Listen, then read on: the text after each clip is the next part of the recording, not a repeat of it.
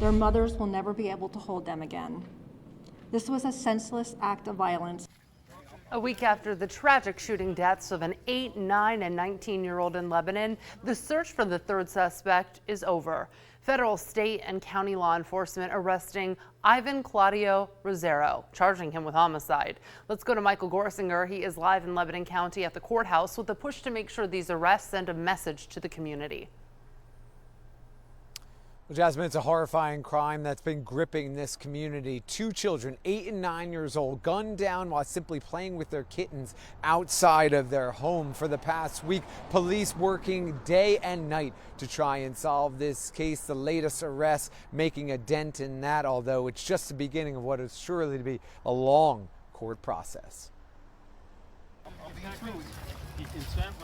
Dramatic video, a week in the making, as U.S. Marshals and Pennsylvania State Police take 27-year-old Ivan Claudio Rosero into custody. I wanted to come in this morning and celebrate we got him, but I can't, because 2 children and 1 teenager are dead. Through electronic surveillance, Lebanon detectives tracking Rosero down in North Philadelphia last night, 1 week after the horrific shooting deaths of 8-year-old Jesus Perez Salmo, his 9-year-old brother Sebastian, and 19-year-old Joshua Lugo.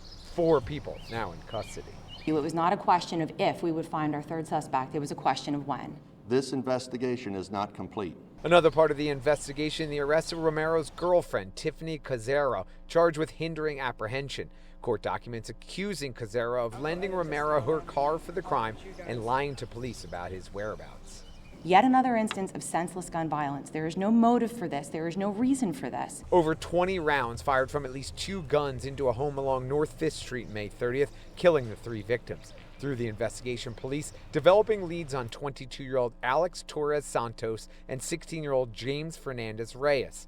Eyewitness accounts and an electronic monitoring device on Torres Santos, putting the pair, along with Romero, at the scene.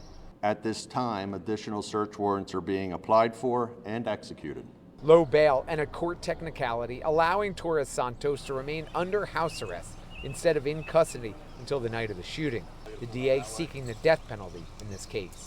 At some point, enough is enough. And when I looked at this, and when you stare at the body of a dead child, enough is enough.